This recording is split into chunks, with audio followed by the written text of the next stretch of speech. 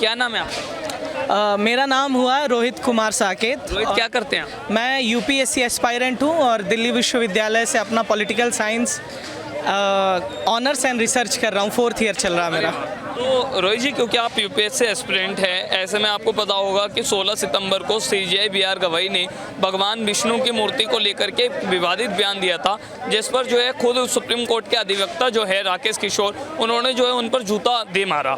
इस पर आप क्या कहना चाहेंगे? तो देखिए, अगर डेमोक्रेसी की बात की जाए या इंडियन जुडिशियल सिस्टम पे बात की जाए तो उस हिसाब से ये जो घटना है ये कहीं ना कहीं एक हिसाब से खेदपूर्ण घटना है।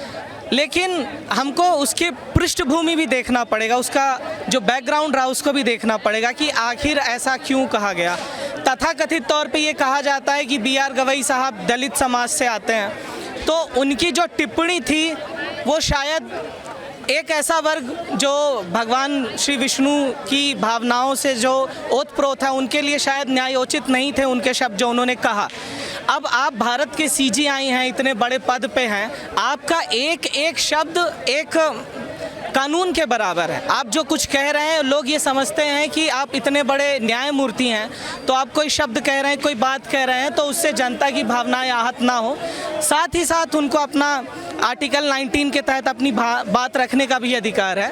तो अगर उन्होंने ऐसा कहा था तो शायद थोड़ा सा वो इस भाव से अपने मतलब शायद उनके भाव सही रहे हों, लेकिन उनके वचनों से शायद लोग आहत हुए। लेकिन अगर उन्होंने ऐसा बयान दिया भी था तो उसके लिए जो कॉन्स्टिट्यूशनल तरीका हो सकता था या जो संवैधानिक तरीका हो सकता था जिसके तहत लोग मतलब जो किशोर साहब ने किया उसके लिए वो कुछ बेंच बिठा सकते थे या कुछ जो कानून की कार्रवाई हो सकती थी उससे करने की बजाय जो उन्होंने जूता फेंक के मारा, ये सबसे पहली चीज़ भारत के जो न्याय व्यवस्था है उसके लिए, और दूसरी चीज़ भारत की न्याय प्रणाली की हम दुनिया में मिसाल देते हैं उसके लिए कहीं ना कहीं एक सोचने वाली बात है कि जहाँ पे साहब कह रहे हैं कि मैंने वो बयान दिया ही नहीं, तोड़ मरोड़ कर पेश किया जा रहा है या फिर जो है सोशल मीडिया उसे गलत तरीके से दिखा रहा है, तो वो बचने के लिए ऐसा कह रहे हैं या फिर सही में आपको लगता है कि उन्होंने ऐसा कुछ नहीं किया? अब देखिए, ये चीज़ कंप्लीटली कह पाना कि उसको तोड़ मड़ोड़ के दिखाया गया है कि कैसे दिखाया गया है, ये एक अलग डिबेट है। लेकिन अगर उनके बयान को शब्द सही तरीके से प्रस्तुत नहीं किया गया था तो उनको अपना क्लैरिफिकेशन पहले देना चाहिए था। अगर उन्होंने क्लैरिफिकेशन टाइम पे नहीं दिया और उनके साथ ये निंदनीय घटना हुई तो इसके लिए मैं ये समझूंगा कि दोनों तरफ की कहीं ना कहीं बात है कि वो अपनी बात सही तरीके से शायद रख नहीं पाए और जो सामने वाला पक्ष था जिसको वो बात सुनी थी वो ज़्यादा आहत हो गए और दोनों ने एक दूसरे की गरिमा के ऊपर या किशोर साहब ने उनकी गरिमा के ऊपर कुछ क्षति पहुंचाई। अच्छा, 2014 के बाद से हम देख रहे हैं कि लगातार इस तरह की घटना जो है हिंदू मुस्लिम में जो है बढ़ती चली जा रही है, क्या आप इसे कैसे देखते हैं? आप देखिए, ये समझने के लिए हमको ये समझना पड़ेगा कि भारत में दो ध्रुवीयकरण है राजनीति का। एक एनडीए था, अभी भी जो एनडीए है, और पहले जो उस समय का यूपीए था जो आजकल इंडिया अलायंस हो गया है। तो हमको ये समझना है कि जो एनडीए है या जिसकी मेन पार्टी जो बीजेपी है, बीजेपी का हार्ड कोर वोटर जो है सवर्ण है या उसमें आने वाले जो हिंदू के मुख्य जाति के लोग हैं वो लोग हैं। उसके बाद जो यूपीए था या आज का जो इंडिया अलायंस है उसमें कहीं ना कहीं ज़्यादातर कुछ हद तक ये माना जाता है कि पहले के भी समय में यूपीए सरकार में ये आरोप लगता आया है कि वो मुसलमानों के साथ तुष्टीकरण की राजनीति करते आए हैं। तो कहीं ना कहीं वो आपस में अपना वोट बैंक को फोकस करने के लिए, अपनी सरकार को कायम रखने के लिए काम कर रहे थे।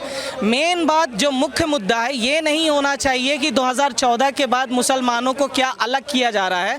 मेरे हिसाब से मुद्दा ये होना चाहिए कि 2014 के बाद मुसलमानों के विकास दर पे या मुसलमानों के डेवलपमेंट के लिए ये एनडीए की सरकार क्या कर रही है उसके ऊपर चर्चा होनी चाहिए। असदुद्दीन ओवैसी जो एमएम प्रमुख है वो कह रहे हैं कि राकेश किशोर एक हिंदू वकील है इसलिए जो है उन्हें यूं ही छोड़ दिया, जबकि आइलम मोहम्मद नाम पर हम पर जो है मोदी जी लाठियां बरसा रहे हैं। तो इस पर आप क्या कहना चाहिए? देखिए, इसके लिए तो अब क्योंकि वो एक राजनीतिक व्यक्ति हैं और अपना पक्ष रख रहे हैं, ठीक है, उनको स्वतंत्रता है।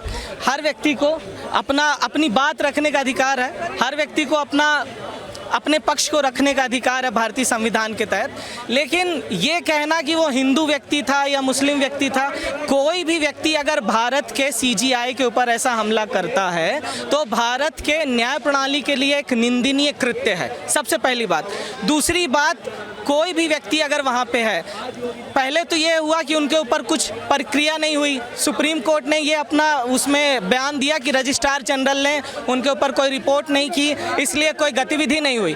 ऐसे जो बड़े कॉन्स्टिट्यूशनल पोस्ट में लोग बैठे होते हैं वो व्यक्तिगत तौर पे कोई भी एफआईआर नहीं करते हैं। फॉर एन एग्जांपल, अगर भारत के प्रधानमंत्री के ऊपर कोई भी अशोभनीय टिप्पणी करेगा तो प्रधानमंत्री जी डायरेक्टली उसमें कोई टिप्पणी देने या उसमें एफआईआर कराने नहीं जाएंगे, क्योंकि वो उस गरिमामय पद पे बैठे हुए हैं। तो उस पद का सम्मान करते हुए उनके खिलाफ कोई भी गलत टिप्पणी नहीं होनी चाहिए, उनके साथ ऐसा कृत्य नहीं होना चाहिए। तो अगर ये कृत्य हुआ है BR गवाई जी के साहब, तो ये नहीं होना चाहिए था, भले चाहे हिंदू करे, मुस्लिम करे या कोई भी व्यक्ति करे।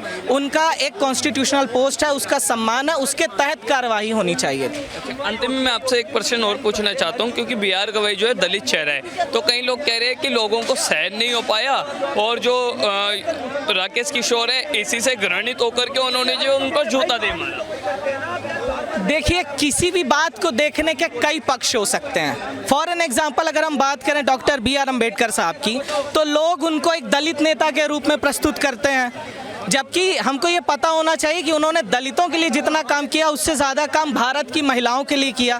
भारत में आज़ादी के पहले लगभग 90 से 95% लोग सिर्फ कामगार थे, लेबर्स थे, उनके उत्थान के लिए काम किया। तो एक ओवरऑल डेवलपमेंट उन्होंने किया, सभी लोगों के लिए किया, बिना किसी जाति, बिना किसी धर्म को देखते हुए, लेकिन एक पक्ष को दिखाते हुए काम किया जा रहा है। तो अगर BR गवाई साहब भारत के CGI हैं तो वो दलित CGI नहीं है, भारत का CGI मतलब भारत की न्याय प्रणाली का सबसे मुख्यतम व्यक्ति।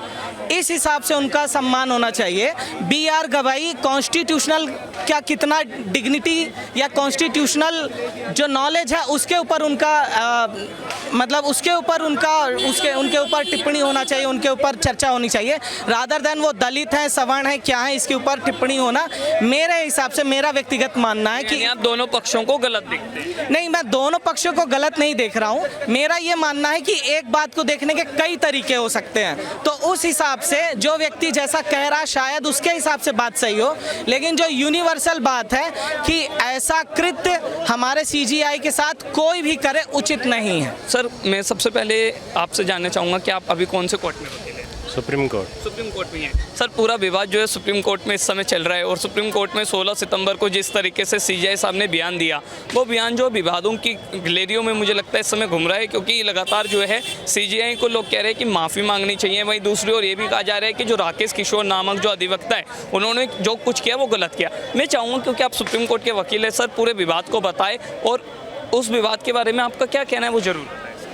नहीं, वो गलत है, जो भी जिसने भी किया है वो गलत है, क्योंकि वो सर्वोच्च न्यायालय और उसके चीफ जस्टिस के खिलाफ अगर कोई ऐसे करे, वो इन पर्सन नहीं है, that is against the chair. और ये पूरी जुडिशरी के लिए और एडवोकेट्स के लिए ये एक गलत चीज़ है, ये बिल्कुल गलत धारणा है। लेकिन ये कहा जा रहा है, राकेश किशोर जब उनका इंटरव्यू हुआ उन्होंने ये कहा कि जो CGI ने बयान दिया वो उन्हें भी मर्यादा नहीं देता कि वो किसी धर्म विशेष के लिए जो ऐसा बयान दे या फिर सनातन का अपमान करे। नहीं, but there are constitutional rights, आप उनके अकॉर्डिंग ही काम करेंगे ना, आप लॉ अपने हाथ में तो लेंगे नहीं। ये तो एक तरीके से जो है, ना तो उन्होंने अपना जो एडवोकेट्स एक्ट है उसका पालन किया है, ना जो है उन्होंने कॉन्स्टिट्यूशन का पालन किया है। आपके अगर वैचारिक मतभेद हैं या आपका कोई भी ग्रीवेंस है, आप उसके लिए भी तो सुप्रीम कोर्ट जा सकते हैं, है ना। अगर उन्होंने कुछ गलत कहा है तो आप उसको चैलेंज कीजिए, बट ये एकदम इलीगल तरीका है जो उन्होंने जो CGI ने भगवान विष्णु की मूर्ति को लेकर के बयान दिया, क्या आप उसका समर्थन? क्या दिया? उन्होंने बोला कि आप जो जिस देव को मानते हैं या उन भगवान को मानते हैं आप उन्हीं के पास जाइए, वो खुद ही करा लेंगे, इस तरीके का बयान उन्होंने दिया। फिर ये कहा कि मतलब वो ये भी कह सकते थे ना कि ये हमारा काम नहीं है, ये ASI का काम है, आप डायरेक्ट उनके पास जाइए। ये टिप्पणी करने की क्या जरूरत? वो सर्वोच्च न्यायालय के चीफ जस्टिस हैं, he is acting as per the constitution, और अगर आप उसके बाद भी अगर किसी चीज़ के लिए आप फोर्स करेंगे तो उसमें कोई गलत नहीं। नहीं तो फोर्स नहीं सर, वो ये मेरा मतलब ये है कि वो ये भी कह सकते थे ना कि एएसआई के पास जाकर के जो है आप ये काम करा ले, किसी धर्म विशेष के लिए या किसी देवी देवता को टारगेट करने के लिए। उन्होंने किसी धर्म विशेष को टारगेट नहीं किया है। He has acted as per the constitution of India. अच्छा, और जो राकेश किशोर को सस्पेंशन नोटिस भेजा गया है सर, क्या आप उसका समर्थन करते हैं? हाँ बिल्कुल, 100%।